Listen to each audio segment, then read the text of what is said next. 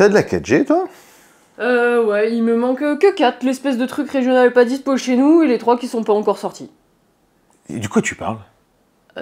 Je sais pas, et toi? Mais Ah si, pardon, les réacteurs nucléaires 4e génération. Enjeux, défis, avenir et magouilles politicardes. Abonnez-vous et vraiment partagez cette vidéo si vous voyez que ça peut intéresser, même si vous l'avez apprécié. Enfin, partagez-la, hein, je comprends vraiment plus rien de ce que me fait YouTube au niveau des recommandations. Les vues sont absolument cata alors que vous avez jamais été aussi nombreux à laisser des messages et des likes sous les vidéos. Je sais plus. Bref, merci en tout cas pour votre engagement. Merci également aux tipeurs toujours plus nombreux, ça aide vraiment vu le contexte. Et merci également au Bian qui m'a aidé à écrire cette vidéo. Allez voir sa chaîne. Ah oui, petite précision, la boutique est fermée, donc impossible de trouver ce t-shirt si vous intéresse. Donc abonnement ici et sur les différents réseaux sociaux, on vous en reparle très vite. Et nous, on passe à YFood parce qu'il fait faim. Alors, il faut que je parle du pack YFood Dream Team. Choco vanille, la combinaison gagnante, je peux vraiment pas me foirer sur ce truc-là. Ouais, je trouve un truc marrant à faire. Idéalement en duo, pour bien comprendre à la fois la dualité et la complémentarité de ces boissons repas. La force et la douceur des saveurs YFood. Ce qui pourrait être pas mal, ce serait de reproduire un duo mythique, genre Fred et Jamie, McFly et Carlito, Pierre et... Ah ben non. Genre Mando et Grogu, Tom Brady et Rob Gronkowski, les Rangers du risque, le chlore et le sodium dont on va parler dans cette vidéo, Doc et Marty. Qu'est-ce que c'est cette merde? C'est toi la merde! Bon, on oublie le duo. Puis en plus c'est nul parce qu'on comprend pas que YFood c'est des boissons repas complètes avec tous les nutriments dedans pour quand on n'a pas le temps. Voilà, quand on n'a pas le temps, faut que j'appelle 12 par sec. J'ai pas le temps. Il a pas le temps. Bah, il y a Obian sinon. Ah ouais, mais non, il va encore passer son temps à me dire qu'il a été interviewé par Michel Drucker. Matador. Mais non, il va me refaire l'histoire du chiffre 2 à travers les âges. Et il va toujours pas parler de YFood. Non, je vois qu'une solution. Rappeler Cara.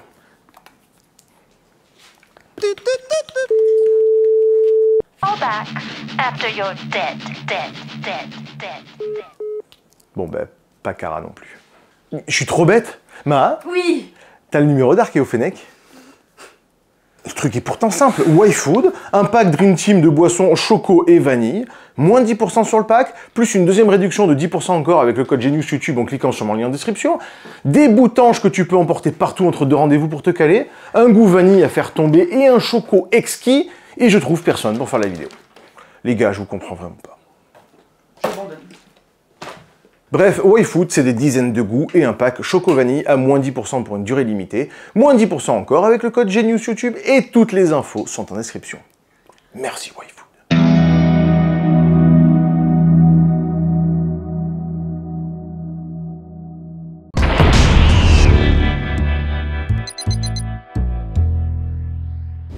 Les réacteurs 4e génération, promesse d'un avenir radieux, de la solution à tous nos problèmes de déchets nucléaires, de souveraineté énergétique et de perte de vos cheveux. Marotte inaccessible pour certains, Saint Graal pour d'autres. Ouais, c'est quasiment la même chose sur le principe, hein, juste le point de vue change. Cette technologie est aussi fascinante que son histoire est tragique. Mélange de ce que l'humain peut produire de plus génial et de magouilles politicardes idéologiques de fond de raclure de lieu d'aisance. Les réacteurs à neutrons rapides, qu'est-ce que c'est? Quels sont les avantages? Quel est le sens de la vie? Pourquoi 12 par sec? Autant de questions auxquelles on va répondre, et certaines auxquelles on va pas répondre parce que pas le temps.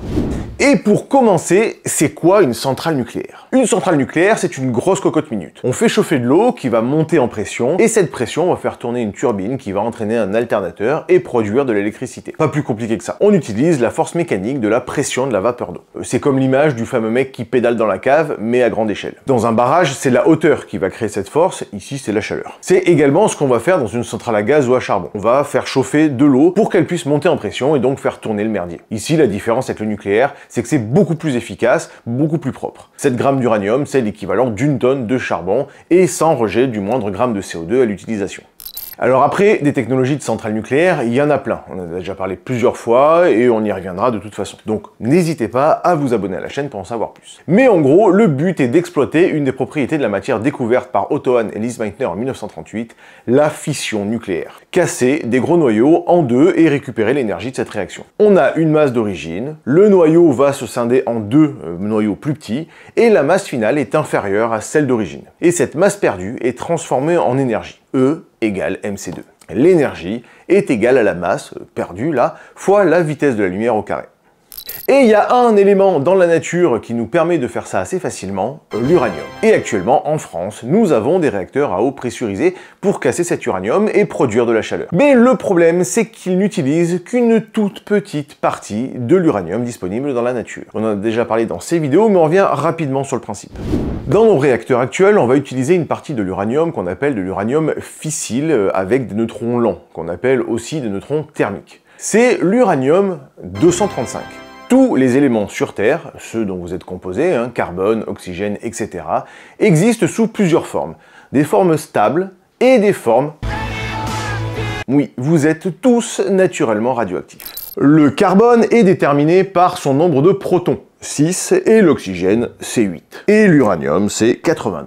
Ça change pas. Si on ajoute ou on enlève des protons, on change d'élément. Et donc le carbone, c'est 6 protons. Mais le nombre de neutrons, lui, il peut varier. En général, il y a 6 neutrons, mais il peut y en avoir plus ou moins. S'il y a 8 neutrons au lieu de 6, on appelle ça toujours du carbone, mais du carbone 14. 6 protons plus 8 neutrons égale 14, pour le différencier des autres atomes normaux de carbone 12. Et le carbone 14 n'est pas stable, il est radioactif. Il n'aime pas cette forme-là, et il va vouloir se changer en autre chose de plus stable. Et ces différentes versions sont des isotopes. Et naturellement, il existe essentiellement 2 isotopes d'uranium, le 235 et le 238. Chimiquement, c'est les mêmes, mais physiquement, pour nos centrales, ils vont pas du tout se comporter pareil. Et nous, ce qui nous intéresse actuellement, c'est l'uranium 235. L'autre, c'est comme le H d'Hawaï, ou la chaîne Archéophénèque, ça sert à rien. Problème, l'uranium 235 ne représente que 0,7% de l'uranium qu'on trouve dans la nature. Or, il faut monter cette quantité d'uranium entre 3 et 5% pour que ce soit utilisable. En dessous, il n'y en a pas assez, et au-dessus, c'est pas contrôlable. On va donc enrichir l'uranium actuel. Autre problème, on va prendre la quantité de l'un pour le rajouter à l'autre. Et c'est là que notre explication diverge par rapport aux précédents épisodes. On va donc parler ici du 238 qui reste après traitement et qui est inutilisable en l'état, et de grosses quantités d'uranium sans la moindre utilité actuellement, totalement débarrassé d'uranium fissile, appauvri on dit, dont on ne fait rien, qu'on stocke parce que inutile dans nos réacteurs actuels à eau pressurisée. Actuellement, les neutrons lents se baladent mollement dans la flotte et réagissent quand ils tombent sur l'uranium fissile. Bonjour madame la marquise, voulez-vous danser? Tout ça est très courtois, mais ils ignorent royalement le reste. Dans les années 50, on a donc eu l'idée d'utiliser des neutrons rapides, là pour pouvoir venir secouer un petit peu tout le reste de l'uranium. Des réacteurs à neutrons rapides. Là on passe en mode Schwarzenegger, il y a toute courtoisie qui tient. C'est le mode pogo, on est dans un concert de Chargotte où tout le monde se fonce dessus pour créer de l'énergie et de la chaleur. L'uranium 238, lui, en soi, il est toujours pas fissile, c'est pas en balançant un neutron plus rapidement qu'on va réussir à le casser. Non, par contre, il est fertile. Le fait d'envoyer un neutron rapide va permettre à l'uranium 238 de capter un neutron supplémentaire pour devenir du plutonium 239. 238 plus 1, qui lui est fissile. Uranium 238 plus 1, ça devient du neptunium 239, puis du plutonium 239, et bim, on a notre centrale qui permet d'utiliser jusqu'à 70 fois mieux les ressources en uranium qu'un réacteur classique. Ben ouais, on va pouvoir cramer tout ce qui reste du clacos là, et pas juste ça. Plus une bonne partie également des autres déchets nucléaires de nos centrales actuelles. Des milliers d'années d'énergie stockées sans avoir besoin d'aller creuser pour de nouvelles ressources.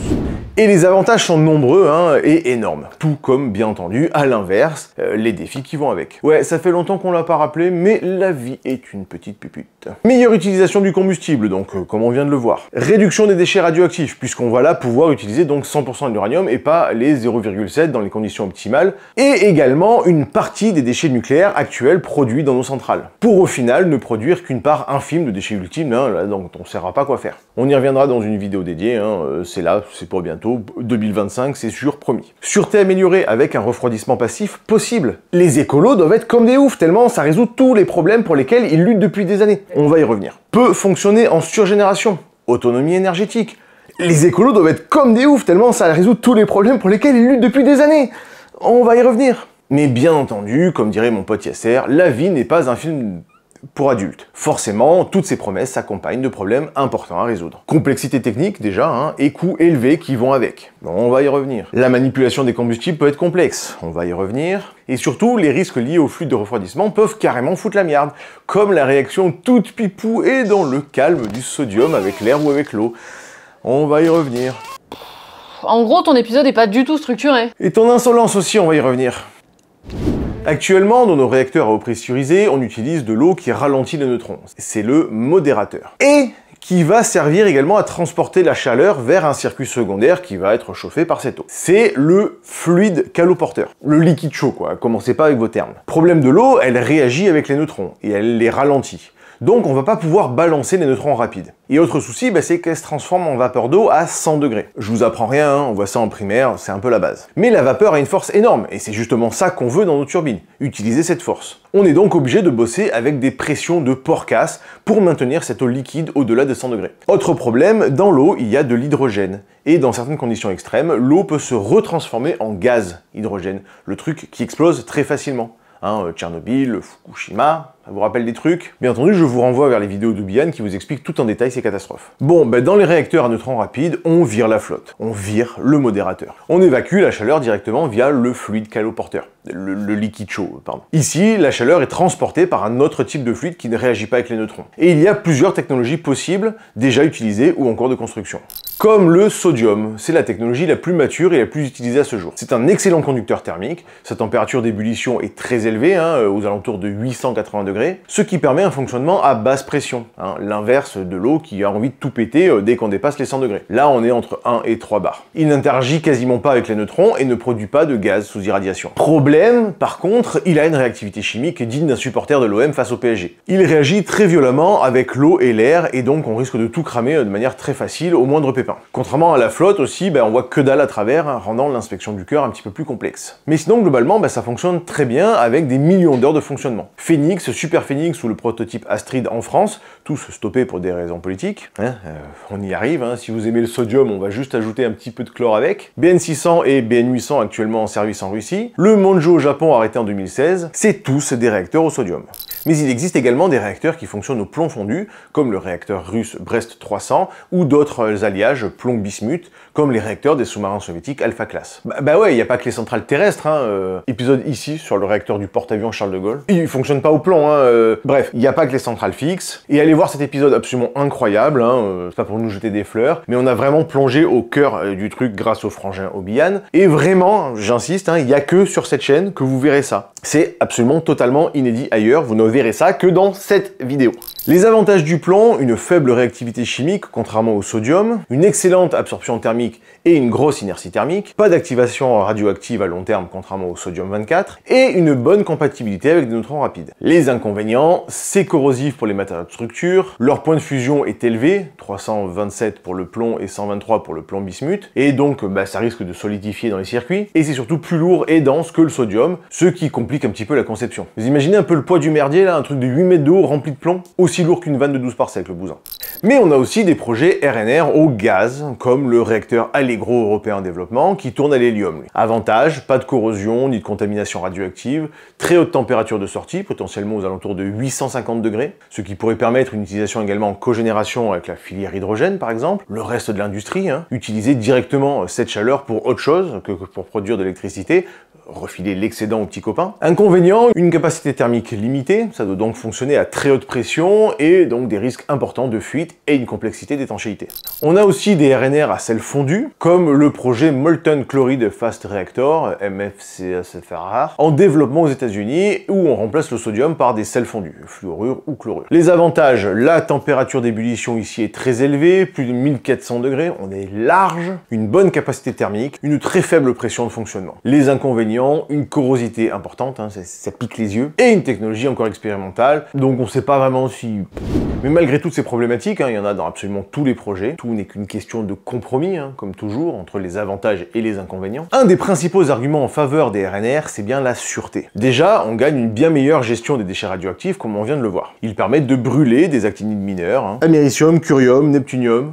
Ouais, flemme de rechanger de t-shirt. Et du plutonium, qui sont les principaux contributeurs à la radioactivité des déchets sur le long terme. Et si, la vidéo arrive bientôt, abonne-toi. Ils peuvent utiliser le plutonium et autres matières fissiles issues des combustions usées des réacteurs au pressurisé, réduisant donc ainsi le besoin de stockage des déchets. On aura toujours à long terme des déchets résiduels dont on sait pas quoi foutre, qu'il va falloir enfouir, mais vous savez quoi ? Dites-moi en commentaire, sans regarder Google bien entendu, quel est le volume en piscine olympique de déchets nucléaires que vous pensez qu'on produit en France chaque année. Voilà, vous mettez un petit emoji nucléaire et le nombre. L'emoji nucléaire, vous tapez radio dans la barre de recherche d'emoji, ou vous le copiez-collez depuis le titre de la vidéo. Comme j'ai vu que c'était un peu galère de trouver l'éclair la dernière fois, petite astuce.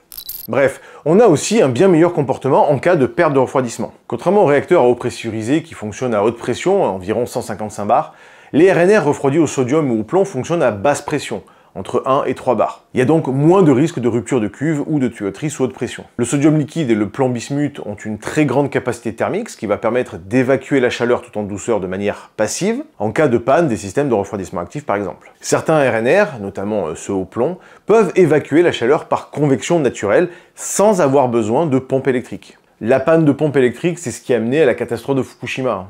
C'est très résumé, attention, mais vous avez la vidéo complète sur la chaîne d'Obiyan. On a également un coefficient de réactivité favorable. Ce qui veut dire? Ça veut dire que si la température du cœur augmente, la densité du combustible diminue. Il se dilate, les atomes s'éloignent. Donc ce qui diminue la probabilité d'absorption d'un neutron. Plus les atomes sont éloignés, plus il y aura de l'espace entre. Ce qui freine la réaction en chaîne. C'est la réactivité négative au Doppler, ou effet Doppler-Prompt. On n'a rien touché. Et contrairement au RNR sodium historique comme Superphénix, les nouveaux designs minimisent aussi l'effet positif de réactivité en cas de vidange du réfrigérant, grâce à des cœurs plus compacts et des combustibles innovants. On a également une résistance aux accidents graves. Ici, absolument zéro risque d'explosion d'hydrogène par exemple. Dans un réacteur à eau pressurisée, une perte de refroidissement peut provoquer une réaction zirconium-eau, libérant de l'hydrogène inflammable, comme l'accident de Fukushima donc. Mais dans un RNR sodium, plomb ou gaz, il n'y a pas de production d'hydrogène. La technologie a une très haute tolérance aux pannes prolongées, puisque le sodium, le plomb et les sels fondus restent liquides à très haute température, contrairement à l'eau qui peut se vaporiser et donc se barrer. Ils n'ont donc pas besoin de pressurisation pour rester en phase liquide, ce qui retarde fortement la fonte du cœur en cas d'accident.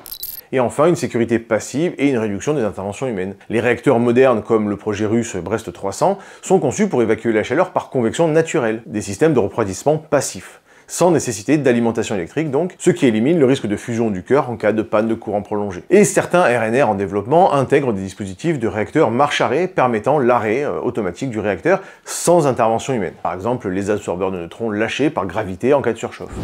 Mais alors d'où ça sort ces réacteurs à neutrons rapides? Et surtout, pourquoi on n'en a pas partout? Dès les années 50, les chercheurs comprennent que les réacteurs classiques à neutrons thermiques utilisent moins de 1% de l'uranium naturel, le reste étant gâché. Les réacteurs à neutrons rapides apparaissent comme une solution révolutionnaire capable de surgénérer du combustible, de convertir l'uranium appauvri en plutonium fissile et donc d'optimiser les ressources en uranium, mais également de réutiliser ses propres déchets, de brûler des actinides mineurs, donc américium, curium, neptunium, inutilisables sinon, et du plutonium, qui sont les principaux contributeurs à la radioactivité des fameux déchets nucléaires sur le long terme. Ceux des centrales à neutrons thermiques, enfin les centrales habituelles, les déchets nucléaires à vie longue. Les premières expériences se font aux États-Unis et en URSS, avec des réacteurs expérimentaux comme EBR-1 aux USA en 1951, qui est le premier réacteur à produire de l'électricité. La France se lance aussi dans l'aventure avec Rhapsody en 1967, puis Phoenix en 1973, qui démontre largement la faisabilité de la technologie. La France a un programme nucléaire super ambitieux. Elle construit à partir de 1976 Superphénix à Creys-Malville en Isère, un réacteur au sodium de 1240 MW, le plus puissant réacteur à neutrons jamais conçu. Il est inauguré en 1986, mais c'est alors que son histoire vire au désastre politico-industriel. Comme tous les projets d'envergure, il se heurte aux caprices de certains décideurs, aux incompétents dans la boucle hiérarchique et à la réalité physique. Le réacteur rencontre des pannes et incidents, notamment liés au sodium liquide, le fameux supporter de l'OM. Entre 1985 et 1997, Superphénix ne fonctionne environ que 2 ans à pleine puissance en cumulé. Dans la foulée, des militants écologistes, bien soutenus par l'opposition politique des Verts et une partie du PS de l'époque, attaquent le projet juridiquement, mais également à la roquette en 1982. Vilain nucléaire, pas beau. Bouh le nucléaire, pas bien. Bouh. Toujours cette histoire de salade qu'on en ressortira 4 ans plus tard avec Tchernobyl. De ce côté-ci de la frontière... Ta gueule!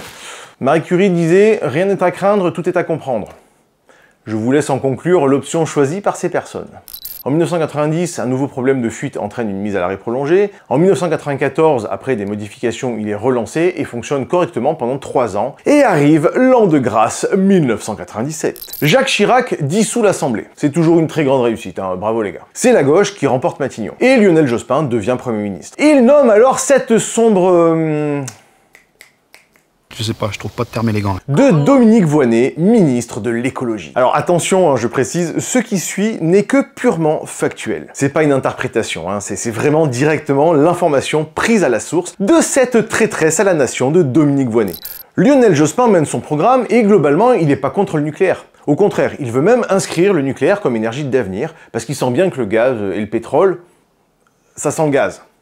Oh, ça va. Il charge donc sa ministre, la traîtresse donc, d'aller défendre au niveau européen ce point-là. J'avais reçu mandat de tout faire pour que le nucléaire ne soit pas exclu de cette liste. Pour rappel, le point pour lequel elle a été élue, et les Français ont voté. J'avais reçu mandat. Mais cette écharde coincée entre l'ongle et la peau a autre chose en tête, sa carrière et son idéologie. Donc ce qu'elle fait, tout naturellement, elle se trouve un allié. Discuter avec mon homologue anglais. Qui a lui aussi le même niveau de loyauté à peu près que le fils du roi Lot et de Juda. Ensemble, ils montent chacun un pipeau à leur premier ministre respectif pour mentir et trahir la mission que leur peuple leur a confiée.